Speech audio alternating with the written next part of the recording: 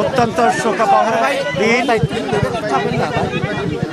এই জাতির মুক্তি সংগ্রামে, গণতান্ত্রিক আন্দোলনে, মানুষের অধিকার প্রতিষ্ঠার জন্য যার অবদান অপরিসীম এবং যাকে আপসী নেত্রী হিসেবে আমরা সকলে জানি, তার আজকে মৃত্যু ঘটেছে। ম্যাডাম এক মানুষের অধিকার প্রতিষ্ঠার সংগ্রামে একজন আপসী নেত্রী ছিলেন। এটি ওনার রাজনৈতিক সংগ্রাম এবং জীবনের প্রতিটি পদক্ষেপে এটা প্রমাণ করেছেন। উনি অত্যন্ত দেশপ্রেমিক মানুষ ছিলেন। কোনো বড় প্রতিবেশীর সাথে উনি কখনোই দেশের সাথে আপোষ করেন নাই এবং এই জন্য অনেক সময়কে রাজনৈতিক নিপীড়নের শিকার হতে হয়েছে।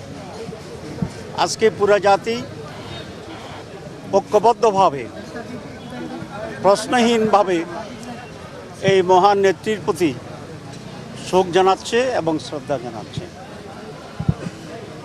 এই মুহূর্তকে যদি আমি হিসাব করি, তাহলে বাংলাদেশের সবচেয়ে জনপ্রিয় নেত্রী বা নেতা তিনি ছিলেন বেগম খালেদা জিয়া। তিনি যখন অসুস্থ ছিলেন, আমি দেখেছি পুরা জাতির সকল দল মতের মানুষেরা অত্যন্ত উদ্বেগের সাথে ওনার সুস্থতা কামনা করেছিলেন, ঐক্যবদ্ধ হয়ে পড়েছিলেন সাধারণভাবে। প্রত্যেক মানুষকেই মৃত্যুবরণ করতে হবে, তো উনি এমনভাবে মৃত্যুবরণ করছেন, সবচেয়ে বেশি সম্মানে নিয়েই বোধহয় মৃত্যুবরণ করেছে, সবচেয়ে বেশি ভালোবাসায় পেয়েই মৃত্যুবরণ করেছে। রাজনৈতিক জীবনে উনি সফল ছিলেন, উনি মৃত্যুকালীনও সফল করেছেন।